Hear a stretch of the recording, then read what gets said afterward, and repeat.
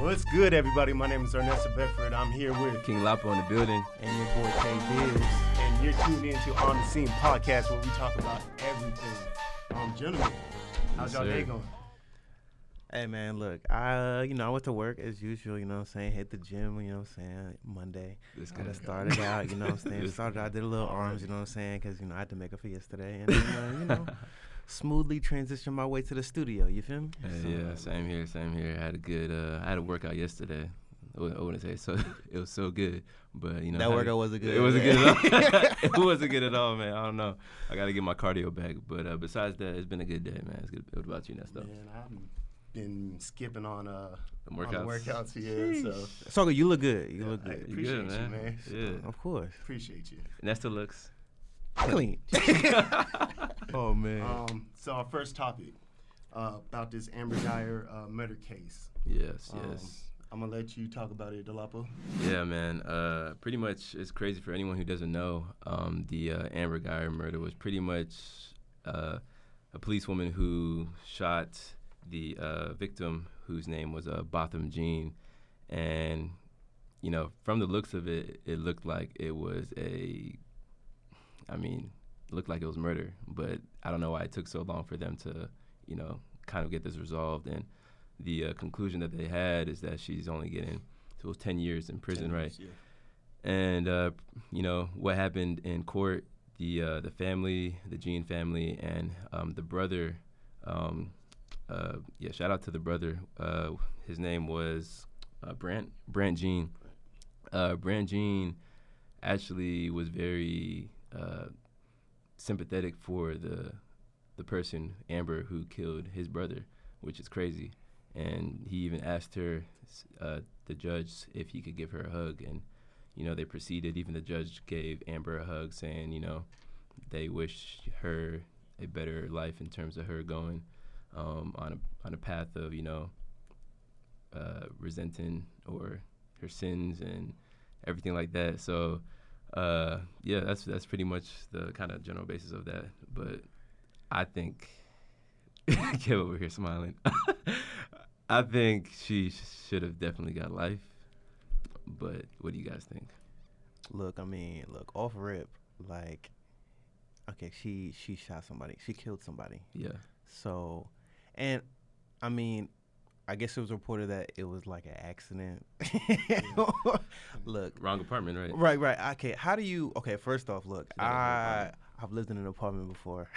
And I don't know how do you accidentally walk into someone else's apartment?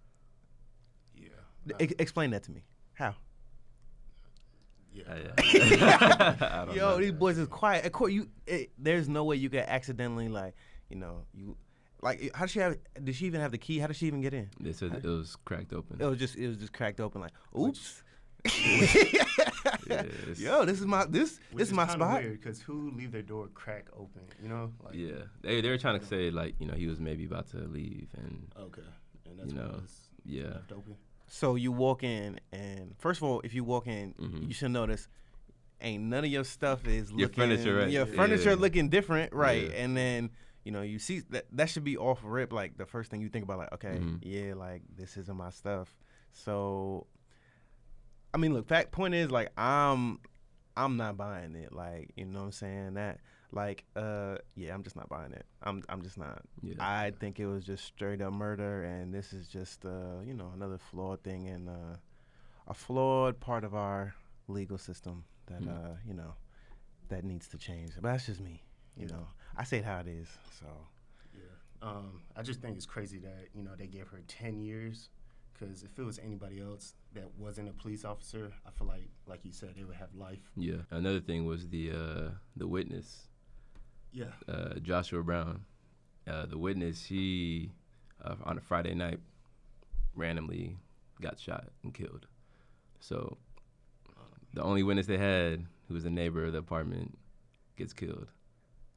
These policemen are kind of sus. They're sus. It's kind of sus to me, man. I don't know. It's very sus. Look, if you look at the whole situation at face value, somebody literally shot someone and only gets 10 years, but then you go back in the day to like the Central Park 5 where, and I don't know if y'all had tuned into the Netflix series. Like, I didn't watch the whole thing, but I watched the first couple, and I mean, you kind of just see the injustice. Like, you got kids who are underage, that are being accused of something that there's no linkage or nothing that they did, and they still get accused of it.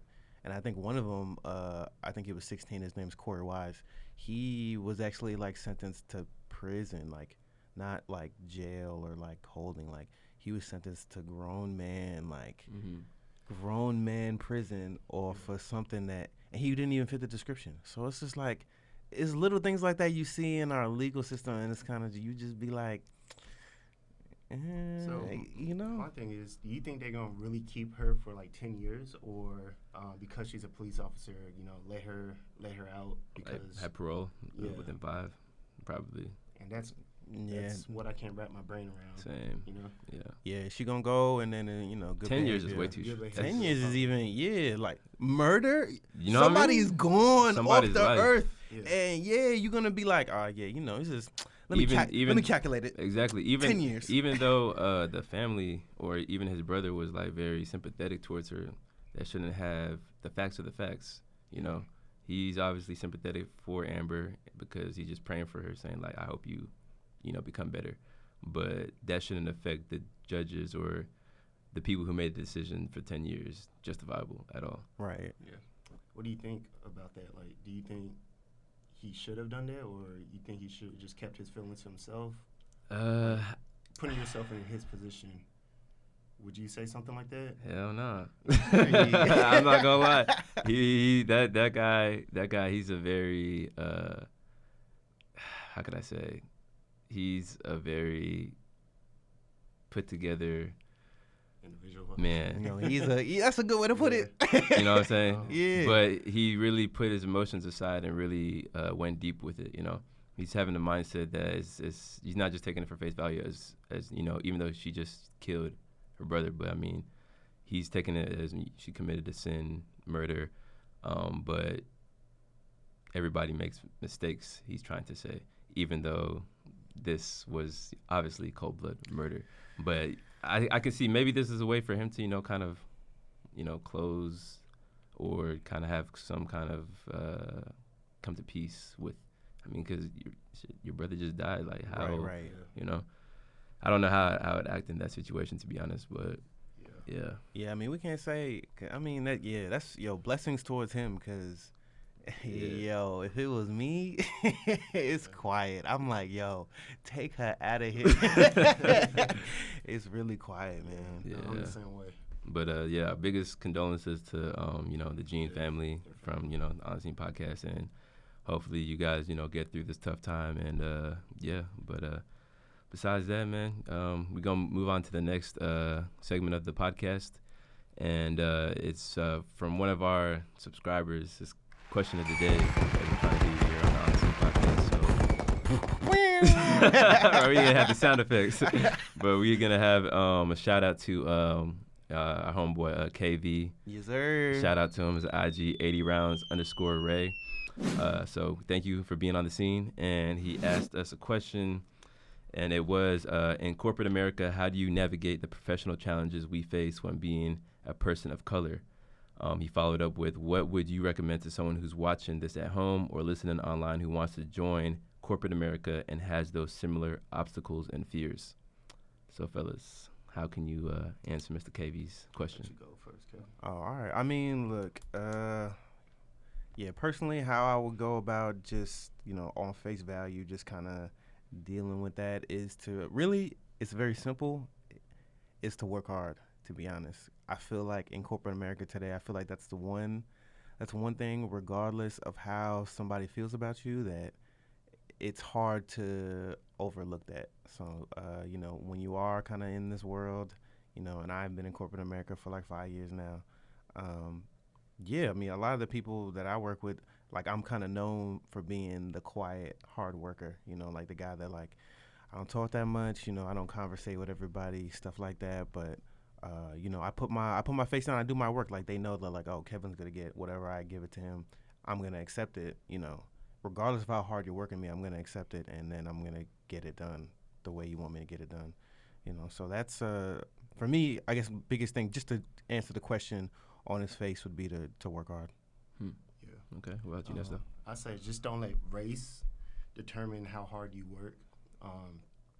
As soon as you hit the floor, just keep on running. Everyone's going to see how hard you hustle, and soon enough, you're going to just get promoted. I'd say, because I have personal. Ooh, we about to hear something spicy from Lapo, boy.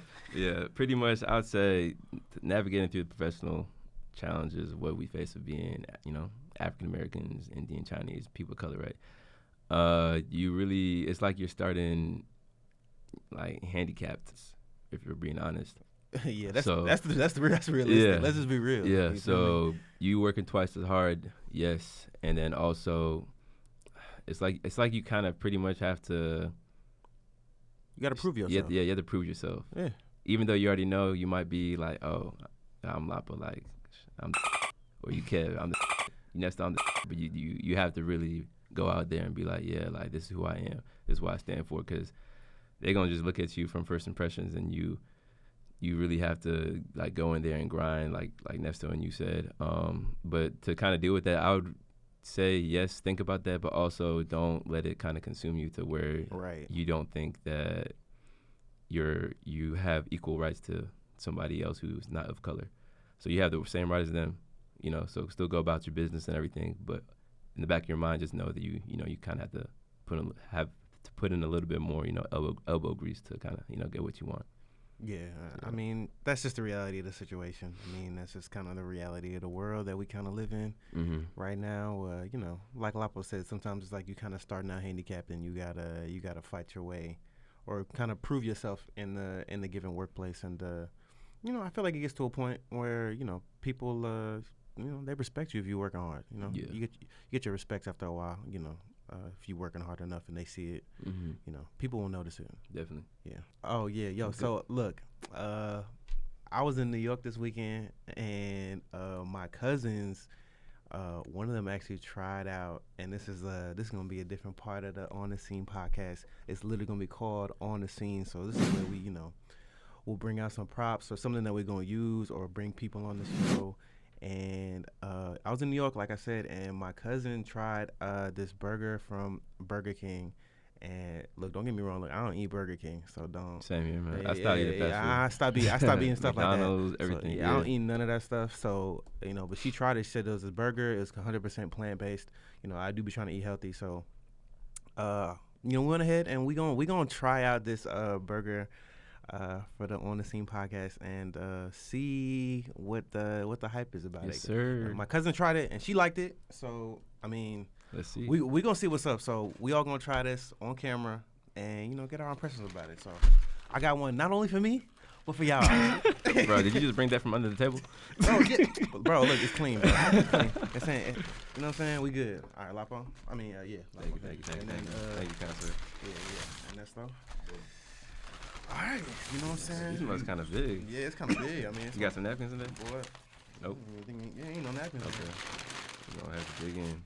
Yeah, I ain't had no Burger King. In a minute, bro. Yeah, right. It looked like a regular patty. Bro. Yeah, that's what it looked like. So this is what? This is plant-based? Plant-based. Okay. It's not even... So we doing this at the same time? Yeah, we doing it at the same time. Actually, show the viewers. Oh, let's see. Yeah. Okay, look. For people who watching right now, so you guys can see a good understanding. I mean, like actually get up there and like. Oh, it's time for the moment you've been waiting for.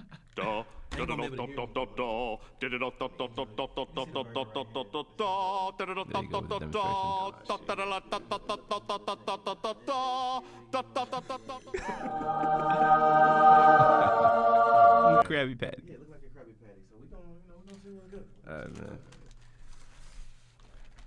Y'all ready? Yeah. All right. Yeah. Doing on 3. All right. On 3? On scene.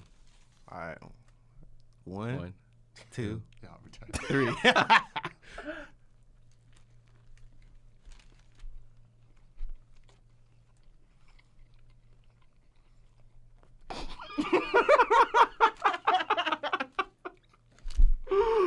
Oh. Yo, this tastes like. Hold up. Let me get another bite. Yeah. Yo, I ain't gonna front. I don't know because I'm like hungry, but This whole smack. Yo, this is low key. Yo, hold up. Burger King. If y'all watching this, shout out to y'all. If you need a sponsor, On the Scene Podcast will, sponsor Burger King one What time. sponsor you like? Because the way this is hitting right now, Yeah, this is this kind of fire. I feel this in my soul. Yeah, look. Nah, this really is kind of it's kind of good. Like I ain't gonna lie, I expected the worst. I was like, It's what? For people who want to know, does it taste like a real burger, or can you tell this it tastes like a clean burger? it tastes like a regular burger to me. It does? Like I couldn't even really taste. Yeah, me neither. Yeah, you yeah. say you have napkins? No. Yeah. Yeah, but this.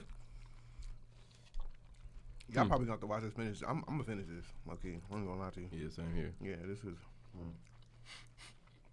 This is good. So, yeah. Shout out Burger King, bro. Yeah, this is lucky kind of good. It is. I'm trying to debate whether if it's this good because I'm hungry, or if it's this good because it's actually this good. You know what I'm saying? I think it's just smacking. Is this smacking? No. But yeah, it's pretty good. What do you think that's to wrap things up? The last segment of the podcast. It don't look like he like it. It looks like he putting it up. No, it's actually real good. Bad. Well, again, thank you for tuning in to On the Scene Podcast. I'm here with King Lapo in the building. And the boy K Diggs. I'm Martin Sebastian. Peace out.